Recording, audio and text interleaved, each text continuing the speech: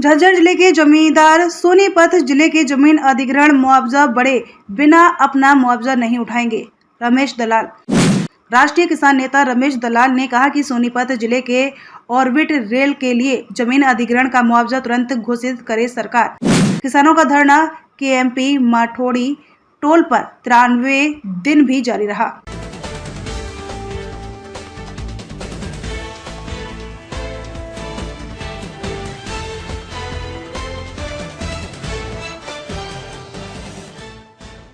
किसानों का धरना केएमपी माड़ोठी टोल पर 93 दिन भी जारी रहा। भारत भूमि बचाओ संघर्ष समिति के राष्ट्रीय अध्यक्ष रमेश दलाल ने हरियाणा सरकार पर सोनीपत जिले के जमीन अधिग्रहण मुआवजे में देरी करने पर आज कड़ा रुख अपनाया। राष्ट्रीय किसान नेता रमेश दलाल ने कहा कि उपायुक्त झज्जर और हरियाणा सरकार ने झज्जर जिले की ऑर्बिट रेल के लिए की गई जमीन अधिग्रहण का मुआवजा बढ़ाने की घोषणा कर दी है, लेकिन हम उस बढ़े हुए मुआवजे को इसलिए स्वीकार नहीं कर रहे हैं क्योंकि अभी तक हरियाणा सरकार ने सोनीपत जिले के मुआवजे को बढ़ाने की कोई घोषणा नहीं की है।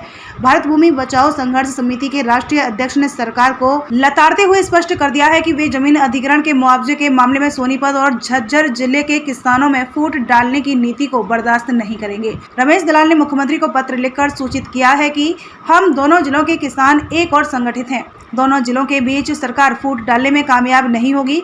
ज्ञातव्य है कि राष्ट्रीय किसान नेता रमेश दलाल के नेतृत्व में झज्जर और सोनीपत जिले के हजारों किसान और महिला 27 मार्च को पहले ही झज्जर उपायुक्त कार्यालय पर प्रदर्शन कर चुके हैं। उस अनोखे प्रदर्शन में रमेश दलाल ने स्पष्ट कर दिया था कि झज्जर के किसान तब तक बढ़ा हुआ मुआवजा स्वीकार नहीं करेंगे जब तक सोनीपत जिले के मुआवजे को सरकार घोषित नहीं करती। झज्जर जिले के मुआवजे को बढ़ाने की सरकार पहले ही अधिकृत घोषणा कर चुकी है, लेकिन रमेश दलाल के दबाव में उस अधिकृत मुआवजे की बढ़ोतरी के बाद भी किसान माड़ोठी टोल पर सोनीपत के किसानों के समर्थन में धरने को जारी रखे हुए हैं। आज झज्जर जिले के केएमपी माड़ोठी टोल प्लाजा पर धरना देते हुए 93 दिन हो गए हैं।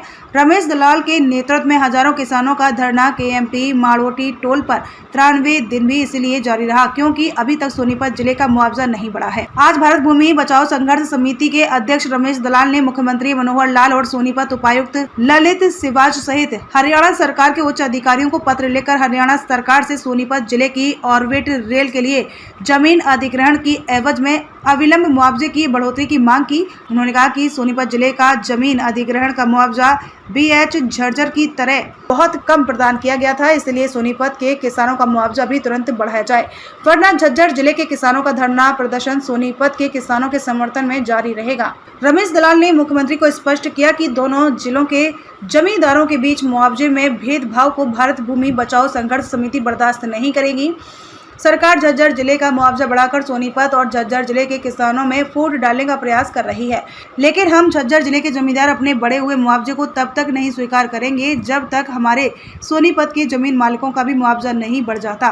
रमेश दलाल ने केंद्र और हरियाणा सरकार से बेमौसम बरसात से हुए नुकसान को भी राष्ट्रीय आपदा घोषित करने की मांग करते हुए कहा कि प्रति एकड़ फसल नुकसान का मुआवजा 50,000 रुपये प्रदान किया जाए। राष्ट्रीय किसान नेता रमेश दलाल ने कहा कि कृषि से संबंधित इतनी भयंकर प्राकृतिक और राष्ट्रीय आपदा पहली बार आई है। इस बेमौसम बरसात से किसान बर्बाद हो गया है। यदि इस समय भी सरकार ने इसे प्राकृतिक आपदा घोषित नहीं किया तो किसानों को बर्बादी से नहीं बचाया जा सकता। किसान पहले ही कर्ज में डूबा हुआ है। खेती पर सारा खर्चा लगने के बाद जब किसान को अपनी फसल को मंडी में ले जाकर बेचना था तो उसी समय इस प्राकृतिक और राष्ट्रीय आपदा ने पकी पकाई फसल को बर्बाद कर दिया।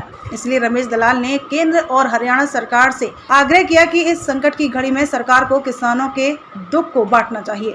रमेश दलाल ने कहा कि यदि सरकार ने इसे राष्ट्रीय आपदा घोषित नहीं किया और उजड़े हुए किसानों को प्रति एकड़ फसल खराब होने का 50,000 रुपये मंजूरी नहीं किया तो किसान इस सदमे और भारी नुकसान से कभी भी उभर नहीं पाएगा।